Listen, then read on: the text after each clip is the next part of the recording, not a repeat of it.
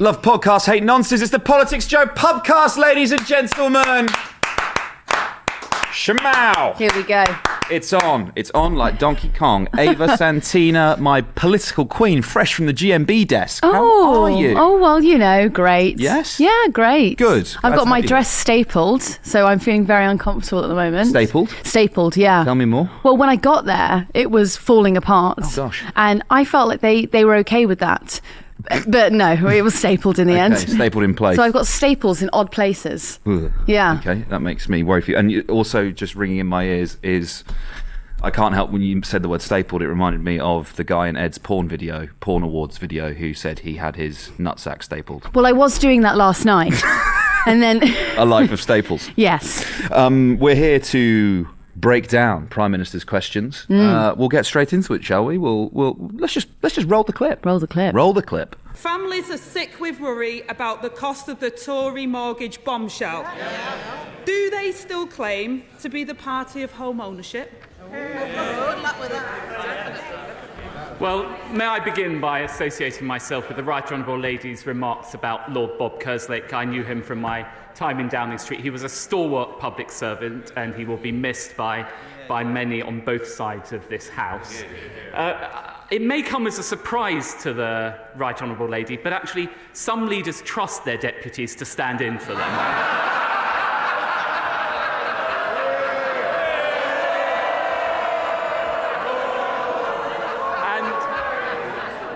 And when it comes to mortgage rates, I support the independence of the Bank of England taking the necessary measures to control inflation. Just ask the IMF about what we have done in support of them. They've said we have taken decisive and responsible action to bring down inflation, and we will continue to do so. But what's Labour's plan? To borrow £28 billion a year, pushing up inflation. To cut our domestic energy supply, pushing up inflation. And to penalise workers saving into their pensions, pushing up inflation. There we have it from Labour. Endless borrowing and higher prices. Angela Rayner. Mr. Speaker, we've had 13 years of Conservative failures, and that homeowners watching that pathetic answer will be cringing that they aren't celebrating the government's success, they're counting the cost of their failures, and the only thing that's not soaring in prices at the moment is his gags that are getting cheaper by the minute. And Mr. Speaker, it's not just homeowners that are suffering. Security of renters have been ripped away too, with higher mortgage costs handed directly to them. Given most renters live in homes with buy-to-let mortgage, can he tell us, are buy-to-let properties included in their mortgage support package, yes or no? Ange versus Dowden. Thoughts, feelings? Sean actually said something quite good upstairs, which I wasn't going to credit him for. But you have. I have. He said it shows you how uncharismatic Keir Starmer and Rishi Sunak are if two uncharismatic people like Oliver Dowden can be interesting. I have a bit of a soft spot for Oliver Dowden. Really? I won't lie to you. I think he's quite funny. I think he spent a lot of time. Did he do Boris Johnson's PMQs prep? Certainly did some ones. He's been like in the room writing the ripostes, and now that he's actually standing up and delivering them, I think he's quite good. I don't know. Ange. I like Ange, and I really liked her versus Raab as well. I thought she made him look sensational opposite Raab. Yeah. You know, I feel really sorry for her. No, that seems mean. Okay. I feel something.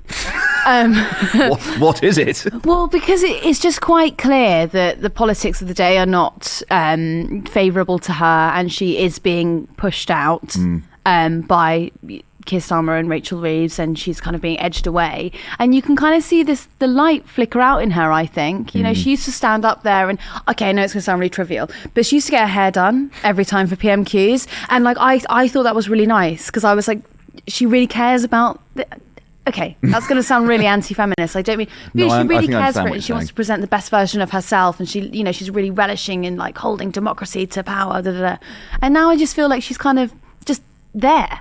I felt something similar actually watching it today. something that became really apparent to me towards the end of the Corbyn years when I was interviewing him, and I got people would often say to me, you've interviewed Jeremy more times often than some BBC programmes or presenters have. What's your big takeaway from speaking to him as much as you have done? The takeaway I had was that he just didn't want to do it. He was tired. You just got this palpable sense of almost just resignation of being fuck this. And I know this is probably not what people want to hear, but I really got the sense around the sort of 2019 election that he was just kind of burnt out and had enough of it. Burnt out, yeah. And I think I had a similar sense with Ange watching her up there today. I don't know why. It just didn't feel like her heart was in it. I don't know if that's the right thing to say. But yeah, I just had there was a similar sense sort of floating around in the air of almost being resigned or accepting it. And actually, you mentioned Reeves. Looking at Rachel Reeves sat on the bench next to her when Ange was speaking, I actually thought it was the look on Reeves's face quite plainly was one of almost just sort of disgust or resentment. I don't know. That I thought the divide in the opposition, which basically is sort of that Lotto plus Reeves versus Ange, and then the kind of other soft leftish people that are left in the shadow cabinet. I thought it was quite apparently on display looking at it. And then Oliver Dowden was sort of leveraging these insults at her. The last time the Right Honourable Lady was nearly sacked by the Labour leader, she came back with a better title. And then there was another one, which was, some leaders actually trust their deputies to stand in place. And you could see in her face, she didn't have the fight. About a year ago, Dominic Raab leveraged the same insult at her, and she was really raring to go. She was like, oh, don't be so ridiculous. And now she's just sort of yeah. Yes, Oliver. 10 points. Yeah, I get that. I also, just to talk about the substance of what they were talking about for a minute. Not just gossiping about outfits. We have to light and shade. But this interest rates stuff, I think, is not going away, and I understand why Labour's talking about it, because for me, the divide of the future in British politics is asset class, wage class, and that fault line also very neatly dovetails along sort of demographic lines. It is sort of the older generation who own assets, i.e. homes, versus the younger generation who don't and are relying on their wages. And it's interesting to see the Labour Party sort of not only trying to attack the Tories on home ownership, but also talking about protections for buy-to-let mortgages as well. I found that very interesting, and also the kind of through the looking glass aspect of Dowden's rhetoric around this, basically saying that he's very proud of the government's record on sort of house building. And I think if you asked anyone at the sharp end of the housing market, i.e. trying to get onto it for the first time, I think you'd struggle to find anyone who'd said that the government was doing a good enough job in terms of meeting its house building targets. Possibly, but then unless you're in other areas of the country, if we're going to play devil's advocate, if you're in areas where there's affordable housing being built and the house prices are, acceptable around the £100,000 mark, then you can get on. We talk about this quite often, don't we? But that is the economic choice that the younger generation face. It is stay at home or in an area of the country that's affordable, but not necessarily have access to employment that you're seeking. So there might be some big employers in nearby your market town. I don't know, let's say typical service economy jobs like a call centre that you could go and be a manager in, or I don't know, maybe there's a legal firm or anything like that. But your employment prospects are not the same as they would be in an urban centre. So your choice is you stay where you can afford to buy a house, but you probably won't pursue the career that you want to, versus you move somewhere where you will be able to pursue the career that you're interested in, but you're priced out of the housing market.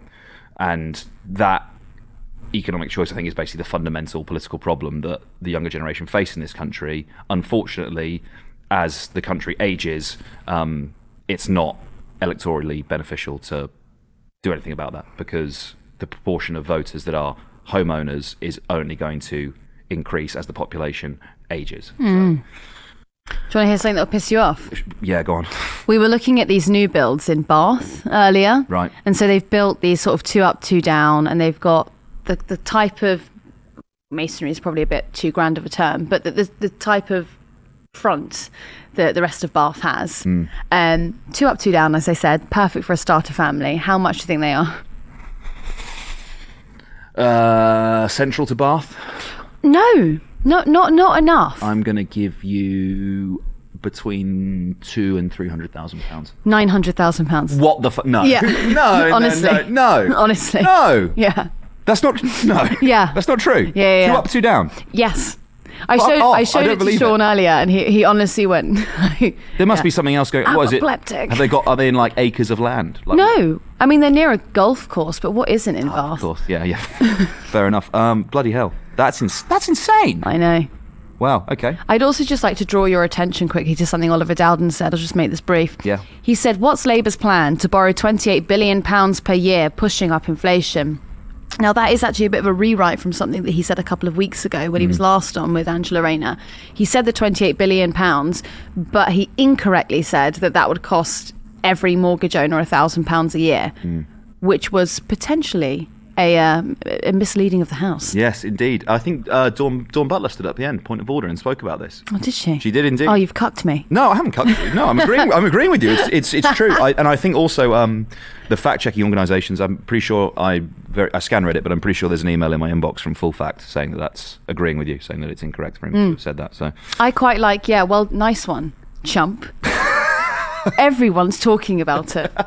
Well, dear listener, perhaps you hadn't been, and now you will be. No, I'm agreeing with you. Anyway, right, let's park that there. Let's move on. Mhairi Black, let's go. Roll the clip. Thank you, Mr. Speaker.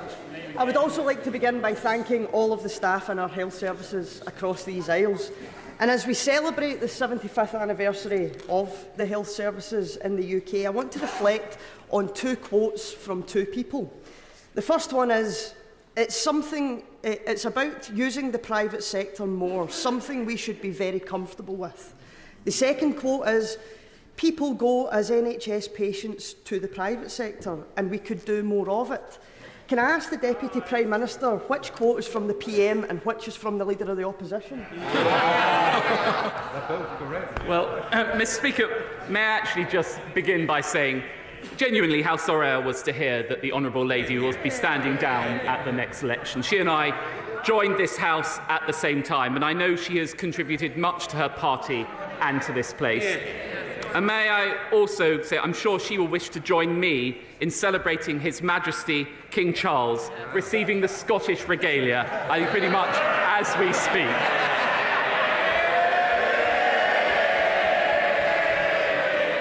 There's always time for a Damascus conversion, Mr. Speaker. But when it comes to the NHS, I will take absolutely no lecture from either party on it. It has been there for me. I was born in an NHS hospital. My children were born in an NHS hospital. It's been there for me and my family, and this government has put record funding into it. Mhairi Black. The Deputy Prime Minister, I thank him for his kind words, and we did join this place at the same time, and I'm pretty sure we'll be leaving at the same time.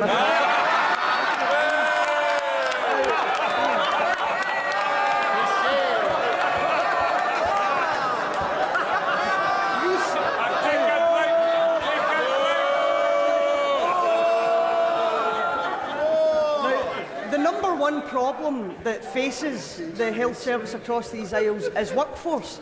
And research shows that Brexit has worsened the UK's shortage of doctors. Yep. European nurses registering to work in the UK fell by 90% after the Brexit referendum. Wow. What more will it take for both him and the Labour Party to admit the damage that Brexit is causing our health services? Well, it all started off so nicely, Mr. Speaker, but I don't know whether the Honourable Lady has actually been listening to what the government has announced this week. We announced an additional £2.4 billion for our groundbreaking NHS workforce plan. That is the first time in the NHS's history that has happened. And if you look at the record since this party came to power, almost 40,000 more doctors and more than 50,000 more nurses. Once again, the Conservative Party delivering for the NHS. Good to hear from our dear friend of the pod, stand-in podcast host. Mhairi Black. Wasn't she good? She was good. She was bloody great. Yeah. And I liked the little back and forth. That it was almost, Dowden says something to her like, we joined the house at the same time, blah, blah, blah. I'm sad to see she's going. And then that comeback of, we joined and we're probably going to be leaving at the same time as well. Pow. Yeah. That was almost like the old school, when at PMQs there was actually kind of a bit of repartee, there was actually a bit of patter. There was actually a bit of backwards and forwards. They actually engaged with the substance of what the other person was saying and have a comeback. And there was, I don't know, it was reminiscent of a kind of pre-Johnson, pre-Corbyn, dare I say it, a Tony Blair-esque PMQ. I'm with you. I would even say it was a bit Cameron. It was giving a bit of Cameron and Miliband. It was, yeah. There was a little bit of chat. There was a little bit of chat there, but I enjoyed seeing Mhairi there, and I think I think Parliament's going to be the worse off for losing her, and to see the kind of, would you say there was mutual respect between the two of them there in the way they were talking to each other? Yeah, and I think it's because that she is genuine, like an objectively nice person and quite funny and just sort of gets on with it. Like she's not petty, if that makes sense. I thought it was actually really funny when she shook her head quite far. You wouldn't have seen this on the podcast, but if you're listening to this, so Oliver Dowden said to her, I hope you're happy that the King is in Edinburgh. And she sort of shook her head violently and kind of made a gesture as if to say, like, absolutely not. Yeah, that wiping of the hand under the chin to sort of be like, kill it, kill it, kill it. Yeah. That's funny, right? Because if you're someone with two incredibly diametrically opposed viewpoints, you can kind of get on because there's nothing ugly in that. It's just sort of like, it's a bit funny. Yeah, I don't know where I stand on whether the like politics is life and death. You shouldn't have any sort of sense of camaraderie or kind of piss taking with the opposition side because they're the devil. I don't know. I don't actually really know where I sit on that. I think I quite enjoy seeing them having, because I would describe that exchange as good natured. I know they're being very rude about each other, but I actually thought it kind of it was in good faith, and I actually quite like that. So yeah, if they were a married couple, like, they'd kiss after that. I think it would be unlikely, but yes. Yeah. Well, yeah, but the substance, talking about NHS privatisation, she asked Dowden to pick out whether it was the leader of the opposition, Keir, or Rishi Sunak, who had made those remarks about privatisation initially. That was her first question, and then talking a little bit about Brexit as well. Are you a buyer of the sort of Labour want to privatise the NHS as much as the Tories do? Well, Wes Streeting actually rode back on this morning on the broadcast round. He was talking about the NHS and he was saying that, yes, Labour do want to offer private places to people who are on the NHS waiting list to get their hip replacement or to do whatever.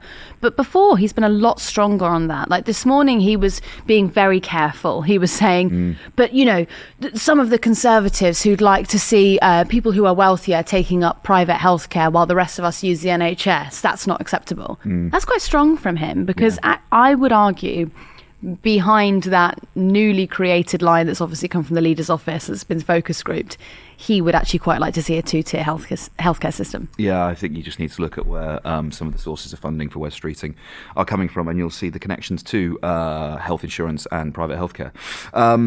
Finally, as well, what was I going to say? I've had my brain has just stopped working. I had something I wanted. Were you going to say, talking about the factional divides, and were you saying, isn't it interesting that Sir Keir Starmer doesn't believe in crossing the factional side? Because you might have seen some of the long list selections that have been going on, and one man who has been a very prominent campaigner for the Labour Party for 25 years has been excluded from the Labour long list to become an MP because he once, a couple of years ago, said there should be cross-party cooperation on a bill. I think it was even a council bill, between Greens, Lib Dems and Labour, and they've thrown him off the long list. Yeah, I mean, it's just any excuse, isn't it, to kill anyone who's from a separate faction. I must say I'm impressed by Keir Starmer's ruthlessness with the way that he's sort of prosecuted that war on the left of his party. I think it's one of the standout traits of him as a leader, actually, is if he decides to pull the trigger and do something, he pursues it like relentlessly. That Oliver Eagleton. Yeah, that is Eagleton, isn't it? I think it is. Yeah. Crap. But anyway, he's a brilliant writer and he's written an incredible book. And the whole thread in the book is basically Keir Starmer wants something, he gets it. Yeah. There's a good Michael Crick podcast I listened to whilst I was off. He did a mugshots profile of Starmer, talking to two lawyers that he worked with as a younger man. One of whom still has a very favourable view of him because she worked to do the majority of his fundraising during the leadership campaign, and then another who has a slightly less favourable view of him, sort of his view, how he's changed, and as a young sort of progressive socialist lawyer, towards where he is now. I'd recommend listening to it to anyone who's interested in sort of the Keir Starmer backstory, because it was very revealing, I thought. Final clip. Should we get into it? Roll the clip. Tonight, at West Lindsay's planning meeting, the RAF will apply for listed building consent to move the grave of Wing Commander Guy Gibson's dog. Apparently, the Home Office are quite content for 2,000 migrants to be cooped up next to 1,000 of my constituents living near the base, or actually on the base. But the RAF think it's intolerable that they should leave the grave of a dog who's lain in peace for 80 years. More importantly, will the Home Office start listening to us? If they insist on this proposal, will they put the illegal migrants at a discrete part of the base and let us get on with £300 million worth of levelling up, 100 buildings, many of them listed, a 2-mile-long runway, a spaceport, and let the dog lie in peace? Well, I think my honourable friend knows that we do have to take action to address the unacceptable cost of housing migrants in hotels.